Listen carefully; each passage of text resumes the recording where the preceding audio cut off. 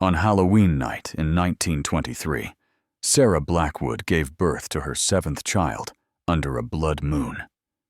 The infant boy had a birthmark that made the midwife drop her instruments and flee into the darkness, refusing payment, refusing to ever speak of what she saw. Before we dive into the story, quick question. What's the creepiest case you've ever heard or experienced? Write it in the comments. Let's compare notes. And while you're here, make sure you click the like button and subscribe to the channel. We're building a community of truth seekers who aren't afraid of the dark. Now, let's continue with the story. The Blackwood Hollow sat tucked between two mountains in eastern Tennessee, accessible only by a narrow dirt road that turned to mud with the slightest rain. 6 children already called the weathered farmhouse home, their ages ranging from 14 down to 3. Sarah had carried each pregnancy with relative ease, delivering healthy babies with only Granny Kate's experienced hands to guide them into the world. But this 7th pregnancy felt different from the start. Sarah woke most nights drenched in sweat, haunted by dreams she couldn't quite remember, but that left her trembling until dawn. The baby moved in strange patterns, sometimes remaining perfectly still for days, then thrashing with such violence that Jonathan would press his calloused hand to her swollen belly and whisper prayers. Their livestock grew skittish as her due date approached. The chickens stopped laying. The cow's milk turned sour overnight. Granny Kate arrived 3 days before Halloween, her wrinkled face grave as she examined Sarah in the dim lamplight. The old woman had delivered babies in these mountains for 50 years, had seen breech births and stillbirths and twins tangled together, but something about Sarah's condition troubled her deeply. "When's this baby due?"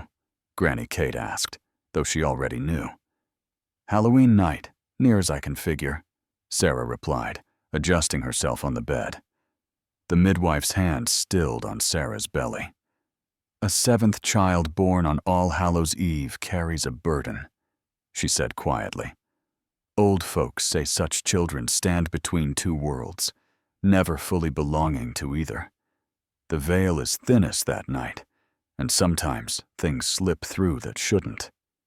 Sarah laughed, though the sound carried no humor. "You don't believe in such superstitions, do you?" "I've seen things in these mountains that would turn your hair white," Granny Kate said. "Seen babies born with calls who could see the dead. Seen twins who shared dreams across miles. The world is stranger than we admit in daylight." Jonathan dismissed the warnings as mountain folklore, the kind of tales old women told to pass long winters. But as October 31st arrived, even he couldn't ignore the unnatural silence that settled over the hollow. No cricket songs, no owl calls, just a heavy stillness that pressed against the windows like something waiting to be invited inside. Labor began just after sunset. Sarah's water broke while she was setting the table for supper, and within an hour, the contractions came hard and fast. Granny Kate sent the other children to stay with neighbors, wanting them far from the house for reasons she couldn't quite articulate. As midnight approached, the temperature dropped 20 degrees in minutes. Frost formed on the inside of the windows despite the fire roaring in the hearth. And when the church bell in the valley below struck 12 times, Sarah Blackwood's 7th child entered the world without a single cry, his eyes wide open and fixed on something no one else could see. Granny Kate held the newborn under the lamplight, her weathered hands trembling as she turned the child to examine him. The baby's skin held a healthy pink flush, his limbs perfectly formed, his breathing steady and strong. By all measures, he appeared normal. Then she saw the mark. On his left shoulder blade, dark as a bruise but clearly defined, lay a birthmark in the unmistakable shape of an inverted cross. The symbol stood out against his pale skin with such precision that it looked branded rather than born. "Sweet mercy," Granny Kate whispered, nearly dropping the infant. Sarah, exhausted and pale from the difficult labor, reached for her son. "What is it? What's wrong?" The midwife backed toward the door, still clutching the baby, her eyes wide with something beyond mere fear. "This child bears the mark. I've heard of it in stories passed down from my grandmother, but never thought to see it myself." "Give me my baby," Sarah demanded, struggling to sit up. Jonathan moved between them, his face tight with confusion and growing anger. "What mark? What are you talking about?"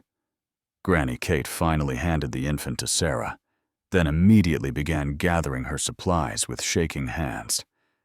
"A 7th child born at midnight on Halloween, with that mark, brings darkness to his bloodline.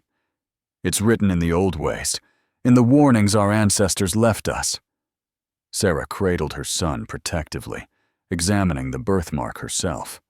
It did look unusual, she had to admit, but surely it meant nothing. "It's just a birthmark. Children are born with them all the time." "Not like that one." Granny Kate tied her shawl with fumbling fingers. "I won't take payment for this delivery. Consider my debt to your family paid in full. But heed my words, Sarah Blackwood. Seek help from Reverend Stone. Have the child blessed before the week is out. There are forces in this world that wait for moments like this, when the veil tears and something can slip through into our realm." She left before either parent could respond, practically running down the porch steps into the frozen night. They heard her wagon rattle away, at a speed that seemed reckless for a woman her age navigating dark mountain roads. Jonathan lit another lamp and examined his newborn son thoroughly. The baby stared back at him with alert, intelligent eyes that seemed too aware for something only minutes old. When Jonathan's shadow fell across the infant's face, the baby didn't blink or flinch, just continued that unsettling stare. "We should name him Silas," Sarah said softly, running her finger along the baby's tiny hand. "After your father." "Silas Blackwood," Jonathan repeated, testing the name. He wanted to dismiss Granny Kate's warnings as the ravings of a superstitious old woman. But he couldn't shake the memory of that unnatural silence before the birth, or the way frost had formed inside their home, or how their rooster had died that very morning with no visible cause. The baby wrapped his small fingers around Sarah's thumb with surprising strength. Outside, something screamed in the woods, a sound like nothing Jonathan had ever heard in 20 years of living in these mountains. It rose and fell, almost like laughter, then cut off abruptly. Sarah pulled Silas closer to her chest, suddenly cold despite the fire. "Maybe we should talk to the reverend," she whispered, "just to be safe." But Jonathan was already at the window, staring into the darkness, wondering what had made that sound and why it had stopped the moment his son gripped his mother's hand. The first chicken died 3 weeks after Silas came home. Jonathan found it in the coop at dawn, lying on its side with no visible injuries. By the end of that week, 4 more followed, each one perfectly intact, yet completely lifeless, as if something had simply reached in and switched them off. The pattern continued as Silas grew. When he was 6 months old and beginning to crawl, a circle of Sarah's prized tomato plants withered overnight, forming a perfect ring around the spot where she'd laid a blanket for him in the garden. When he turned one, their best laying hen stopped producing eggs entirely, though it had been healthy and productive for 3 years. Ruth, now 15, noticed things the others missed or chose to ignore. She watched her baby brother from doorways and around corners, cataloging the strangeness that seemed to follow him like a shadow. Silas rarely cried, even as an infant. He slept with his eyes partially open, the whites gleaming in the darkness of the nursery. And animals, they reacted to him with pure instinct. The family cat would hiss and flee whenever Silas entered a room. The hunting dog that had been loyal to the Blackwoods for 8 years refused to come within 10 feet of the child, hackles raised and teeth bared. Even the birds seemed to avoid the trees nearest the house. By the time Silas reached 3 years old and began speaking in full sentences, his siblings had developed a shared ritual. Every Sunday night, the 5 oldest children would gather in the barn after their parents went to bed, comparing the dreams that had plagued them throughout the week. I saw him again. Thomas, the eldest at 17, admitted one cold November evening. Same as before, standing at the foot of my hit, but wrong, somehow. Twisted. His face was different in mine, 12-year-old Margaret whispered. Longer, and his eyes were black all the way through. Ruth hugged herself against the chill. I dreamed he was calling something out of the woods, using words I've never heard before, in a voice that wasn't his own. The dreams had started when Silas was 2, affecting each sibling differently, but carrying the same underlying dread. They would wake gasping, tangled in sweat-soaked sheets, unable to shake the feeling that their brother was somehow present in their nightmares, watching them from behind those wrong eyes. During the day, Silas seemed like any other child. He played with wooden toys, helped feed the chickens that still survived, and followed Ruth around the house like a devoted puppy. But there were moments when something else looked out from behind his face. Sarah refused to see it. She defended her youngest son fiercely, blaming the livestock deaths on disease and the withered crops on bad soil. When Ruth tried to talk to her about the dreams, Sarah silenced her with a sharp word and a sharper look. "He's your brother," Sarah would say. "He's innocent. All of this is just coincidence and superstition." But Jonathan had started drinking. He'd come home from working the tobacco fields and go straight for the mason jar he kept hidden in the barn, draining it before supper. Ruth found him there one evening, staring at nothing, the empty jar dangling from his fingers. "Your mother made a choice," he said without looking at Ruth, "during the pregnancy when she thought she might lose him. She prayed to anything that would listen. I told her not to, but she wouldn't hear it." He finally met Ruth's eyes, and she saw something broken behind them. "Something answered," he whispered. Reverend Matthias Stone arrived on a gray morning in March of 1928, summoned by a delegation of worried neighbors who had watched the Blackwood family's isolation deepen over the years. The Reverend was a tall man with kind eyes and hands scarred from his previous life as a coal miner, before God called him to ministry. Sarah greeted him coldly at the door, her jaw set with defiance. "We don't need spiritual intervention for a healthy child." "Then there's no harm in a simple blessing," the Reverend replied gently. "Let me ease your neighbor's concerns, if nothing else." Jonathan, hollow-eyed and thinner than he'd been months before, nodded from his chair by the fireplace. "Let him do it, Sarah. Maybe it will help." Silas played quietly in the corner with a set of wooden blocks, building towers and knocking them down with the focused intensity of a 5-year-old. He looked up when the Reverend entered, studying the man, with that unnervingly direct gaze that made visitors uncomfortable.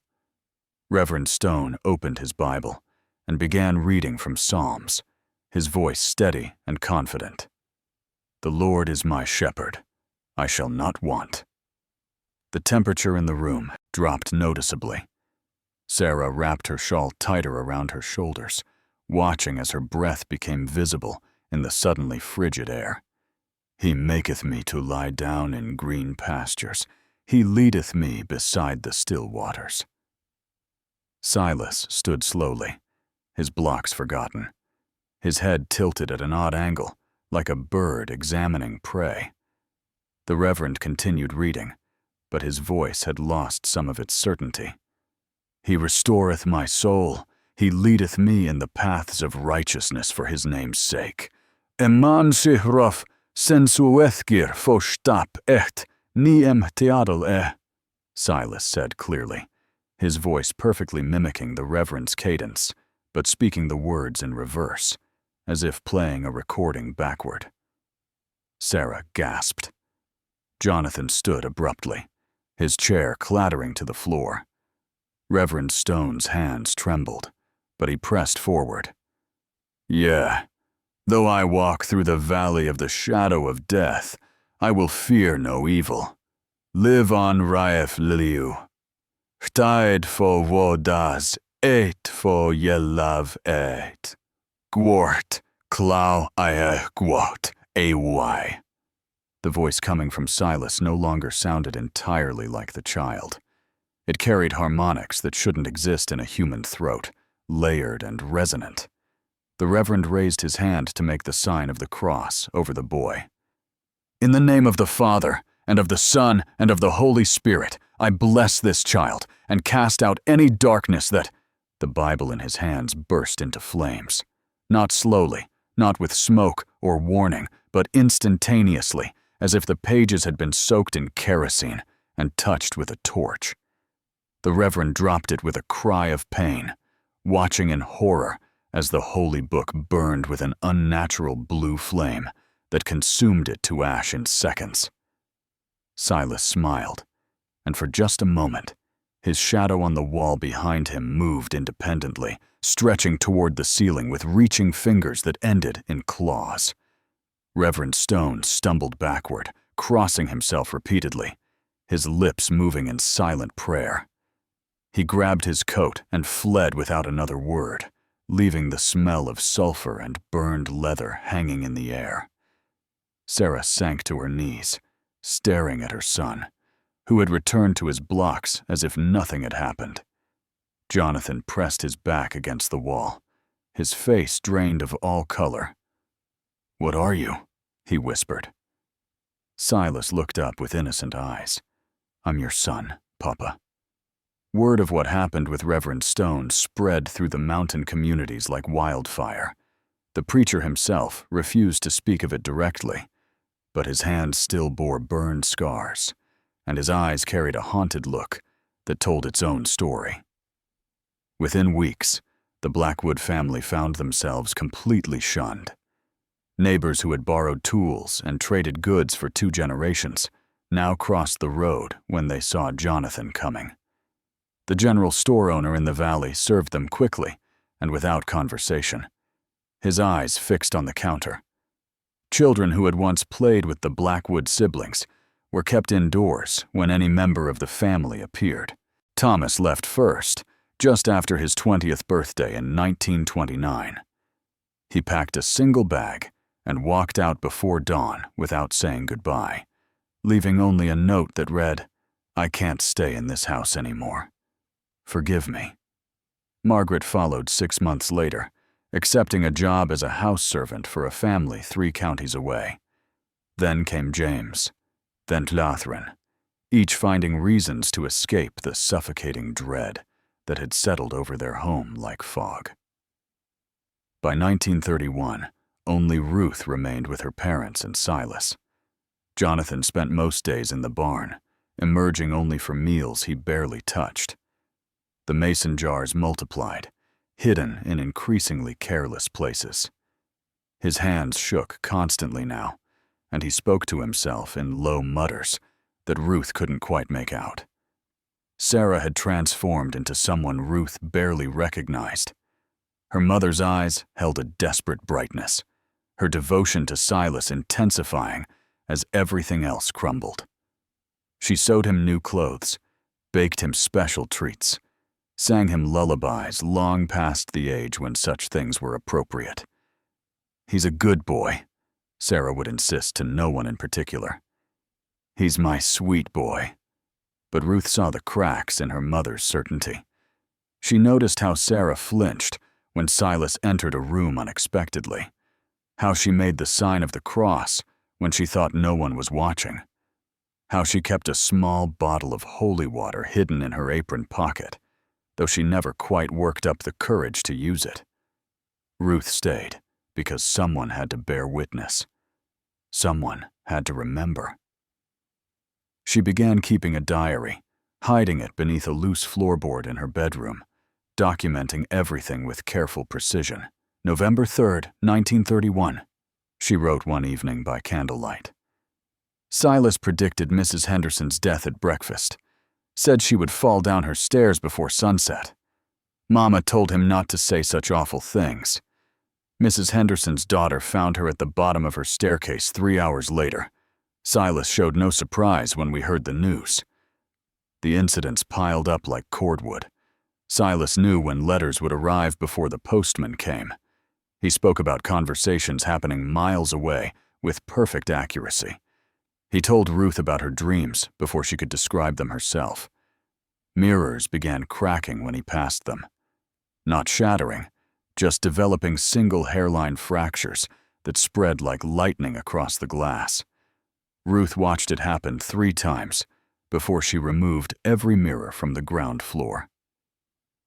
One Sunday at noon, Ruth noticed Silas standing in a beam of direct sunlight streaming through the kitchen window. She stared at the floor beneath him, counting her own heartbeats, feeling her mouth go dry. His shadow stretched long and dark across the wooden planks, but the angle was wrong. The sun came from the east, yet his shadow pointed west, cast by a light source that didn't exist in their world. Ruth turned 23 in 1935, an unmarried woman in a community that had already forgotten she existed. No suitors came calling. No invitations arrived for social gatherings. She had become as invisible as her family, bound to the hollow by something stronger than duty. Love, perhaps, or responsibility, or maybe just the terrible need to understand what her brother was becoming. Silas, now 12, had grown into a quiet, serious boy with dark hair and darker eyes. He read voraciously, devouring every book in the house, and most of those Jonathan could borrow from the traveling library. He spoke little, but listened constantly, his attention fixed on conversations and silences with equal intensity. Ruth found him easier to love than fear during daylight hours. He helped her with chores without being asked, never complained, and showed her a gentleness that seemed at odds with everything else about him. They would sit together on the porch in the evenings, watching the sun disappear behind the mountains, and in those moments, he was simply her younger brother. But nights told a different story. Ruth woke one August evening to find her door open, though she distinctly remembered latching it. She crept downstairs and discovered Silas standing at the back door in his nightshirt, staring into the darkness of the yard. "Silas," she whispered, "what are you doing?" He didn't turn around. "They're calling me." "Who's calling you?" "The ones who sleep in the ground. They want to show me things." His voice carried that strange harmonic quality she'd heard only once before, during Reverend Stone's failed blessing. Ruth approached slowly, her heart hammering. "You need to come back to bed." "I've been to the cemetery 3 times this week," he said matter-of-factly. "I wake up there with dirt under my fingernails. I don't remember walking, but I remember what they tell me." She grabbed his shoulders, turning him to face her. His eyes looked through her rather than at her, focused on something she couldn't see. "What do they tell you?" "How to open doors that should stay closed, how to speak words that unmake things, how to see what's hidden." He blinked, and suddenly his eyes focused on her face. "I'm scared, Ruth. I don't want to know these things, but they fill my head every night like water rising." It was the first time he'd admitted fear, the first crack in whatever facade he'd maintained. Ruth pulled him close, feeling him tremble against her. "Has it always been this way?" she asked. Since I was born. There's a voice that's always there, underneath my own thoughts, teaching me, showing me visions. He pulled back, gripping her arms with surprising strength. Mama made a bargain. During the pregnancy, I heard her tell Papa once when they thought I was sleeping. She was bleeding and afraid she'd lose the baby, so she begged. She didn't care what hurt her prayer, as long as something answered. Ruth's blood turned cold. She thought of her father's cryptic words years ago, the confession she'd tried to dismiss as drunken rambling. Something did answer, Silas continued, and now it won't let go. It's been waiting inside me, Ruth, growing stronger. When I turn 15, on Halloween at midnight, it's going to take what it was promised. What was it promised? His face contorted with anguish. Me. Jonathan Blackwood died on a Tuesday morning in April of 1937, 2 weeks after his 48th birthday. Ruth found him in the barn, sprawled on the hay-strewn floor, with his eyes wide open and his mouth frozen in a silent scream. There wasn't a mark on him. No blood, no bruising, no sign of struggle. The doctor who finally agreed to come, a nervous young man from 2 counties over, examined the body with shaking hands and declared it heart failure. But Ruth saw what he refused to acknowledge. The absolute terror etched into her father's features, the way his fingers were clawed as if trying to fend something off, the unnatural angle of his spine, as though he'd been trying to crawl away from something invisible. Silas stood in the barn doorway during the examination, watching with that unnervingly calm expression he wore like a mask. Ruth caught his eye and saw something flicker there. Guilt, perhaps, or recognition. "Did you do this?" she whispered after the doctor left. "I didn't touch him," Silas replied, which wasn't an answer at all. Sarah's mind shattered like dropped glass.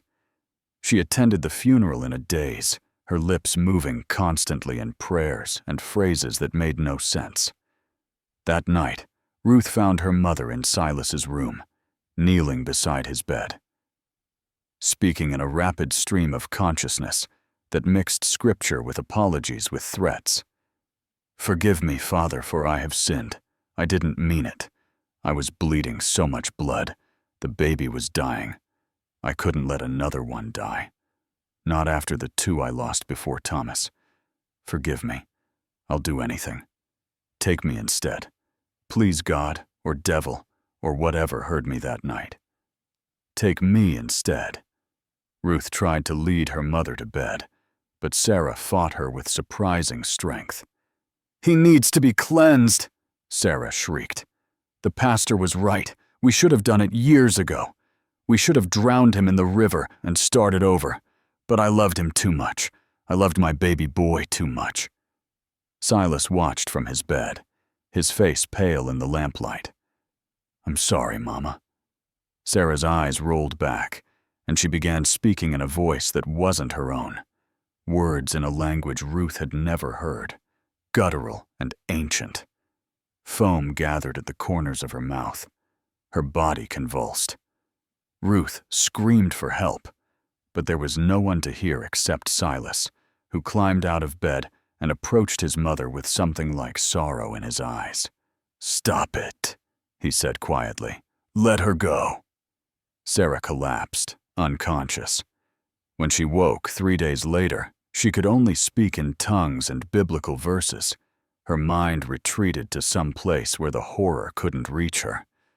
Ruth moved her mother, too, the downstairs bedroom, and tended to her like a child. Sarah would sit for hours, staring at nothing, occasionally bursting into fevered prayers or warnings about the end of days. She recognized no one, not even her own reflection. On the 5th night, Ruth confronted Silas in the kitchen. "What's happening to us?" she demanded. He looked impossibly old for 13, burdened with knowledge no child should carry. "The entity is preparing. It's clearing away obstacles. Papa knew too much. Mama made the deal. Now there's just you and me left. Why me? Because you still love me despite everything. And love is the strongest binding force in any realm. He met her eyes. I need you to help me break free, Ruth, before Halloween comes again. Ruth found Granny Kate's cabin. After 3 hours of searching through overgrown mountain paths she barely remembered from childhood. The old midwife was nearly 90 now, her back bent like a question mark, her eyes clouded with cataracts. She sat on her porch in a rocking chair, as if she'd been expecting company. "You're Sarah Blackwood's girl," Granny Kate said before Ruth could speak. "Come about the Halloween, child." "How did you know?" "Because there's only one reason you'd climb this mountain alone. Because I've been waiting 15 years for someone to come." She gestured to the empty chair beside her. "Sit down. We don't have much time."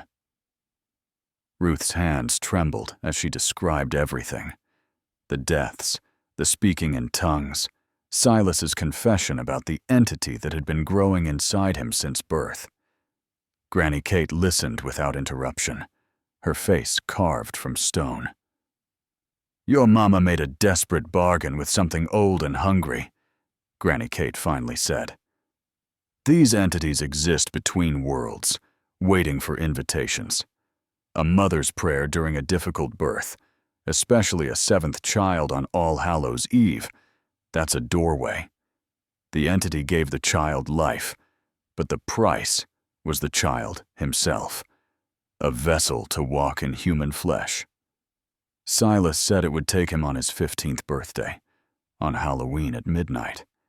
That's the completion of the bargain, 15 years of growing, learning, becoming strong enough to fully contain what's been waiting inside him." Granny Kate reached for Ruth's hand with fingers like dry twigs. "But there is a way to break such covenants. Only one way, and it requires terrible sacrifice." She led Ruth inside the cabin, where bundles of dried herbs hung from the rafters and jars of unidentifiable substances lined the shelves. From a locked chest, she withdrew a leather-bound book so old the pages crumbled at the edges. "This was my grandmother's, passed down through 6 generations of mountain women who knew the old ways. Here." She pointed to a page covered in careful handwriting and strange symbols. "The rite of unbinding."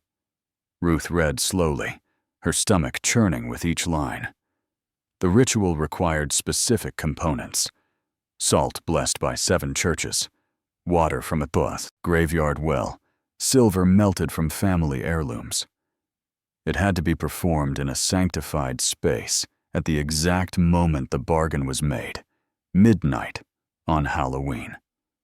And it required blood from the one who loved the cursed child most. "The entity feeds on the bond between the vessel and the bargain maker," Granny Kate explained. "But love is more powerful than any dark covenant.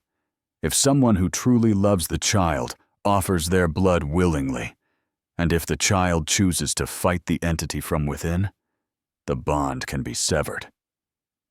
"What happens to the person who gives their blood?" Granny Kate's silence was answer enough. Ruth copied the ritual into her diary with meticulous care, memorizing each step, each word of the incantation. As she prepared to leave, the old woman gripped her wrist with surprising strength. "There's something else you need to know. If the ritual fails, if Sarah interferes, or if the entity is stronger than we hope, it won't just claim Silas.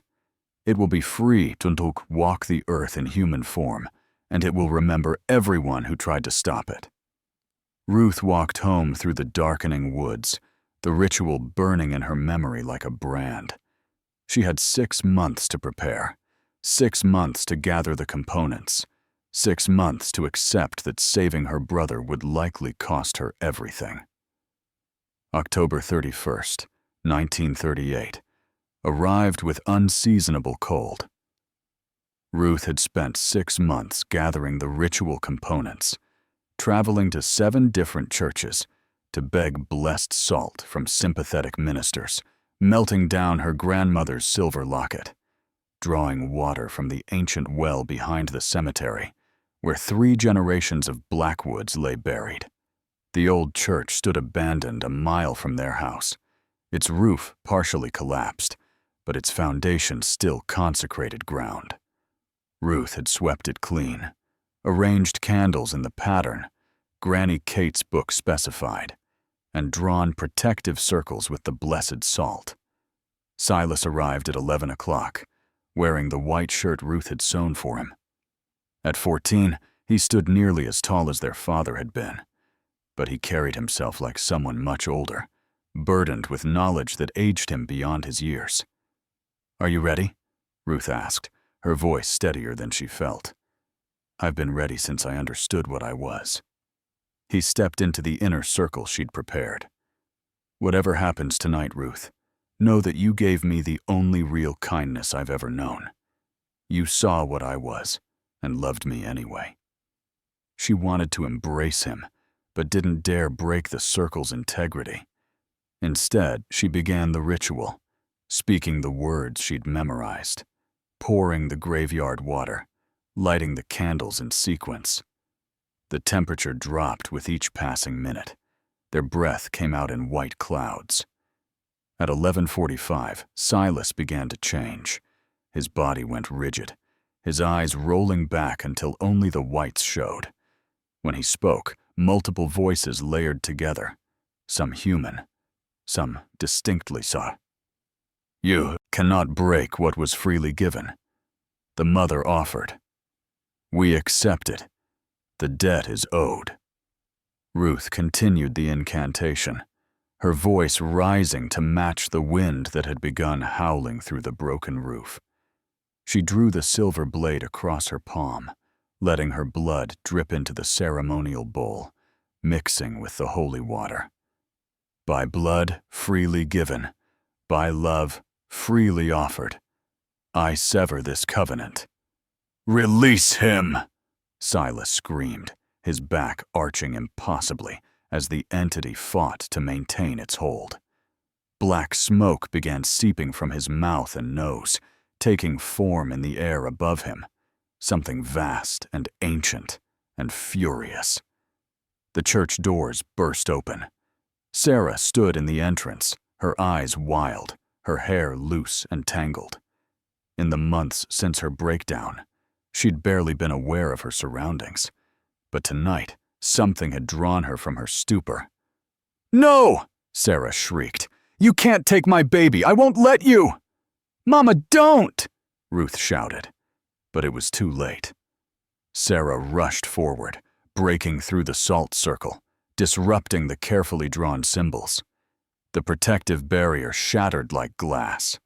The entity's smoke coalesced, surging toward the breach. Silas collapsed, gasping. The entity hovered between forms, neither fully bound nor fully released. The clock began striking midnight, each chime reverberating through the church like a death knell. Ruth grabbed her mother, trying to pull her back, but Sarah fought with inhuman strength. The candles exploded, one after another, plunging them into darkness broken only by the entity's sickly phosphorescent glow. In the chaos, Ruth heard Silas's voice, young and terrified, and finally, completely human. "I'm sorry." Then came the fire, spreading faster than natural flames, consuming the old church with hungry efficiency. Ruth dragged her mother toward the door as timber crashed around them. Behind her, she heard Silas screaming, and something else screaming with him, 2 voices merging into one terrible sound. She made it outside just as the roof collapsed. The fire department found 3 bodies in the ruins of the church the next morning. Sarah Blackwood, identifiable by her wedding ring. Silas Blackwood, identified by his age, and the inverted cross birthmark still visible on charred skin. And a 3rd body that shouldn't have been there, so badly burned that authorities never determined its identity or origin. Ruth survived, but never spoke again, The trauma had stolen her voice as completely as if someone had cut it from her throat. She spent the remaining 42 years of her life in a state institution, drawing the same image over and over on any paper she could find, an inverted cross surrounded by flames. Her diary was discovered in the Blackwood House ruins 3 weeks after the fire, hidden beneath floorboards that somehow survived the blaze. The local sheriff read it once, went pale, and locked it in the evidence room where it gathered dust for decades. The hollow stood empty after that. No one would buy the Blackwood land, and eventually the forest reclaimed it. The house collapsed into itself, and the barn rotted into the earth.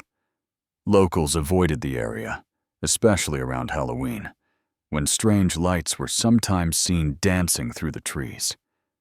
But the story didn't end in 1938. In October of 1988, exactly 50 years after that Halloween fire, a woman named Jennifer Morrison gave birth in Nashville to a healthy baby boy at midnight.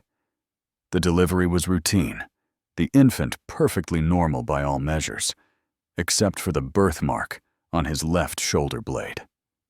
The attending nurse, an older woman who'd grown up hearing mountain legends, dropped her clipboard when she saw it.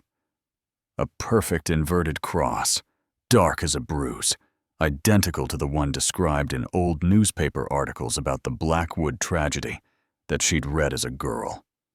She said nothing. What could she say that wouldn't sound insane? But she made note of the date and time in her personal records, and she watched the news for years afterward, waiting for reports of strange occurrences in Nashville. They came. Small things at first. Unexplained deaths. Animals behaving oddly. A child who spoke in languages he'd never learned. A boy who knew things he couldn't possibly know. Ruth's diary was finally made public in 2003, donated to the Tennessee State Archives by the sheriff's grandson. Researchers and paranormal investigators pored over it, debating its authenticity, arguing over whether the Blackwood case represented genuine, supernatural occurrence or shared delusion. But those who read it carefully, who paid attention to the dates and patterns, noticed something chilling in Ruth's final entry, written the morning of October 31st, 1938, hours before the ritual. Granny Kate warned me the entity would remember those who fought it. But she also said something else, something I didn't understand until now. She said these ancient things don't die, they only wait. They make bargains across generations, and when one door closes, they simply wait for another desperate soul to open a new one. Every 7th generation, the mark appears. Every Halloween, the debt comes due again. The last line, written in shaking handwriting, read, "God forgive us. We didn't end it. We only delayed it." The Morrison boy turned 36 this year. He has 3 children. The youngest, a girl, is pregnant with her 7th child. The due date is October 31st, 2025. The cycle continues.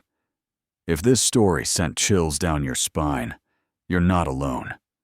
These dark chapters of history need to be remembered and shared.